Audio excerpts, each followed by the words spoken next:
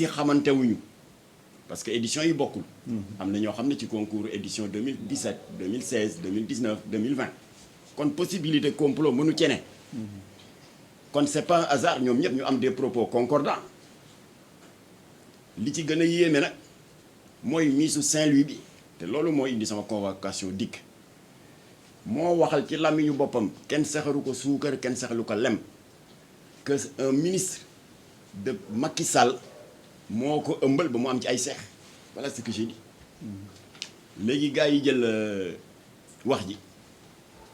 le lobby qui voulait freiner Jamra dans le combat contre Miss Sénégal ak Miss Jongoma ñu jël wax ji def lu ñuy wax deep fake li ñu def Abdou Karim Ba firi gént ñu daal di jël sama wax dindi le mot ministre jël ñaari tranche yu vidéo yi collé ko boo ko dégloo qu'est-ce que ça donne eh bien Macky Sall moo ëmbal Miss bi rek état bi jóg daal di ne ya kii day alors bu loolu amee nag la ñu yaakaaroon te doon ka ñaan yàlla am na mooy li tubaab di wax naan les langues commencent à se délier xam nga bu doon moom rek moo wax benn waaye tàng xol la dafa am lu ko metti rek waaye Miss Matam wax na Miss Saint-Louis wax na ak yeneen i Miss mat nañ juróomi Miss te am na kenn ci Miss yi nee na benn ministre président Macky Sall moo ko ëmbal loolu laa wax xool la léegi nag bi ko gars yi jëlee travaillé ko ce que ça donne bi ñu ko travaillé lii la joxe la ñu yaakaaroon te doon ka ñaan yàlla am na mooy li tubaab di wax naan les langues commencent à se délier xam nga bu doon moom rek moo wax benn waaye tàng xol la dafa am lu ko metti rek waaye Miss Matam wax na Miss Saint-Louis wax na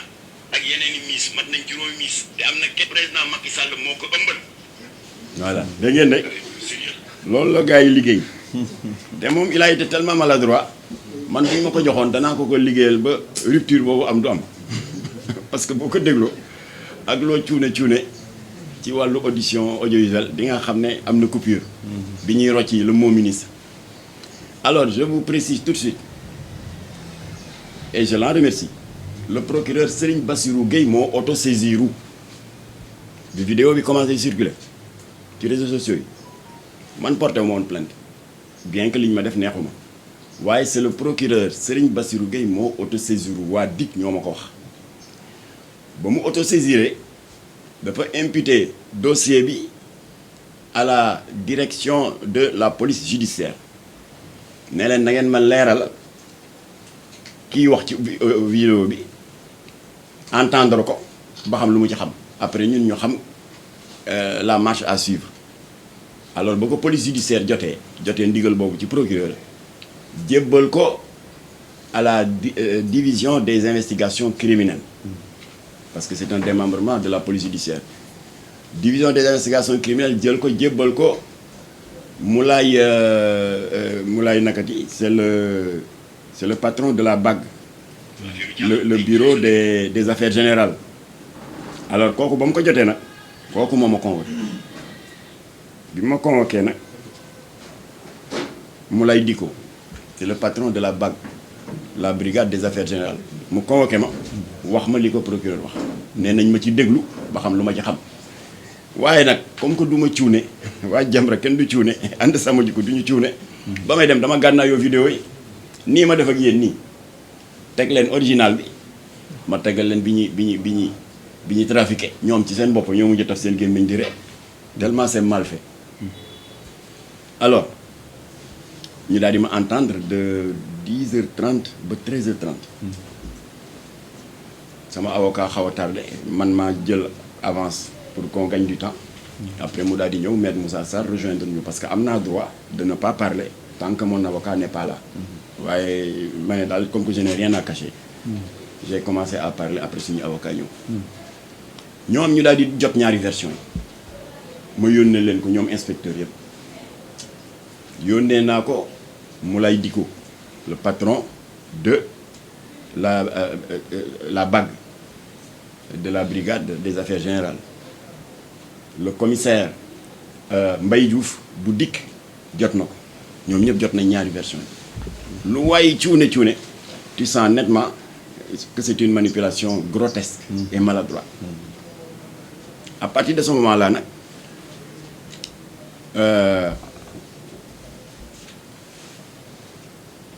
DIC def na tey ci suba maa ngi leen ko yëgal réquisition dal di saisir la DSC, c'est la division spéciale de la cybercriminalité foofu moom Jamra du fa gan parce que série yu bon yëpp yóbbu nañ fa surtout waa Cirque Noir man mii maa leen fa yóbbu ba ñu ne leen ràpp ci kaso bi 17 jours de prison parce que pornographie lañ doon def naan waaw lii procureur mënu ci dara parce que génnul ci télé yi ci kii yi la génn réseaux sociaux yi juum nañu parce que la loi 2002-18 de juillet 2018 may na procureur ak la division spéciale de la cybercriminalité ku violer les textes du Sénégal en matière de préservation des mœurs, en matière de la sauvegarde de la santé mentale et morale des enfants, ak di dégrader l'image de la femme, ak support boo ko mën ti defee muy télé yi wala des supports audiovisuels internationaux comme Instagram, YouTube, la loi te tombe dessus. looloo tax ñooñu ñu jàpp leen tëj leen ci kaso bi waa Cirque Noir ñi leen jàppoon nag miin naa leen boobu laa leen miinoon ñuy jàmbaar le commissaire Ali Kandé kon dossier ba mu nga ca ñoom dinañu jàpp saay-saay bi nag parce que ñu ngi def benn système pour remonter à la source ba xam première vidéo ba ñu trafiqué ku ko jox ku ko def saay-saay ba mu ngi ne xumma nag naan ñaw waa Jamra yi tey te xam nga moom lu mu bëggoon ñu ngàdd dañu avec l'article 80 du code pénal du xam ngeen article 80 du offense au chef de l'État loolu la xam nga waxloo na ma lu garaaw ci Macky Sall c'est à ça qu'ils s'attendent léegi ça s'est retourné contre eux la DIC est à leur trousse et la division spéciale de la cybercriminalité mu leen di rëbb maa ngi leen di gërëm parce que autorités policières yooyu parce que ils ont accéléré la chose tey parce que ñoom xam nañu ne lii du waxu Jamra Jamra di dox tànku jàmm fu ñu toll ñu ngi ci médiation yi ñu ngi ci dégg nga médiation sociale di jàppale liggéeykat qui sont victimes d'injustice Jamra dina dem di wax ces absurdités là. Alors donc en définitive sàkku nañu ci procureur en attendant yoon jeexal liggéeyam mu jël la mesure conservatoire suivante consistant à suspendre à confisquer la licence bi ñu jox soxna Amina Badiane bu Miss Sénégal parce que